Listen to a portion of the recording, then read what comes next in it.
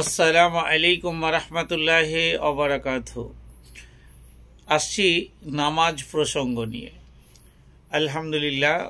আলহামদুলিল্লাহি নাহমাদুহু ওয়া নাস্তাঈনুহু ওয়া নাস্তাগফিরুহু ওয়া নু'মিনু বিহি ওয়া নাতাওয়াক্কালু আলাইহি ওয়া নাউযু বিল্লাহি মিন শুরুরি আনফুসিনা ওয়া মিন সাইয়্যাতি আ'মালিনা ওয়া মান ইয়াহদিহিল্লাহু ফালা হাদিয়া লাহু ওয়া নাশহাদু আল্লা ইলাহা ইল্লাল্লাহু ওয়া নাশহাদু আন্না মুহাম্মাদান আবদুহু ওয়া রাসূলুহু।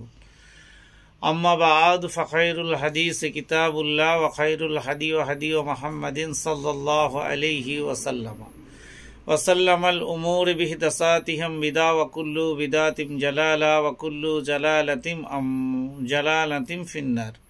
আম্মা বা'দ, আউযু বিল্লাহি মিনাশ শাইতানির রাজীম। বিসমিল্লাহির রহমানির রহিম। ওয়াস্তাঈনু বিস-সাবরি ওয়াস-সালাতি ওয়া ইন্না লাকাবিরুতু ইল্লা আলাল খাশিঈন আল্লাযীনা ইয়াযুরুনা আন্নাহুম মুলকু রাব্বিহিম ওয়া আনতুম ইলাইহি রাজিউন। এর আক্ষরিক অর্থ কি বলতে চেয়েছে আল্লাহ তাবারক ওয়া তাআলা? এর আক্ষরিক, তোমরা নামাজ প্রতিষ্ঠা করো, যাকাত দাও, যারা অবনত হয় তাদের সাথে অবনত হও। তোমরা ধৈর্য এবং নামাজের মাধ্যমে সাহায্য প্রার্থনা করো এবং ওই নামাজ বিনয়ী ব্যতীত অন্য সকলের কাছে অবশ্যই কঠিন। তারাই বিনয়ী যারা বিশ্বাস করে, তাদের প্রতিপালকের সাথে নিশ্চিতভাবে সাক্ষাৎ হবে এবং তারই কাছে ফিরে যাবে। সূরা বাকারা 43, 45, 46। নামাজের গুরুত্ব। ঈমানের পর সর্বশ্রেষ্ঠ ইবাদত হলো নামাজ। কিয়ামতের সর্বপ্রথম প্রশ্ন করা হবে নামাজ সম্পর্কে। মহান আল্লাহর কাছে নামাজ হলো অধিক মর্যাদা সম্পন্ন একটা ইবাদত এবং আল্লাহর নৈকট্য লাভের সর্বোত্তম মাধ্যম।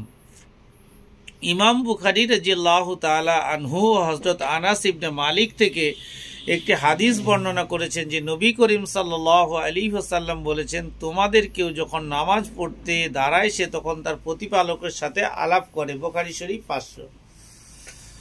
মহান আল্লাহর বান্দাদের উপর দৈনিক 5 বার নামাজ পড়ার কে ফরজ করেছেন। যারা দৈনিক 5 বার রীতিমতো পড়বেন তারা অনেক বেশি পরিমাণে সওয়াবের অধিকারী হবেন।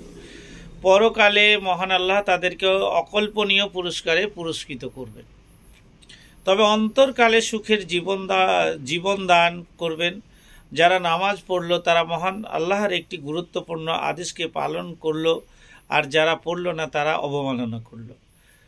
পরকালের জন্য আপনাকে নামাজ পড়তেই হবে। যদি আপনি নামাজ না পড়েন তাহলে আপনার কিন্তু পরকাল বৃথা হবে। মহান আল্লাহ তাবারক ওয়া তাআলা বলেন, নিশ্চয়ই যারা ঈমান এনেছে এবং সৎ কাজ করেছে তারা বিশেষভাবে নামাজের নিয়ম মনোবর্ত বজায় রেখেছে এবং যাকাত আদায় করেছে এবং প্রভুর কাছে তাদের প্রতিদান সংরক্ষিত আছে।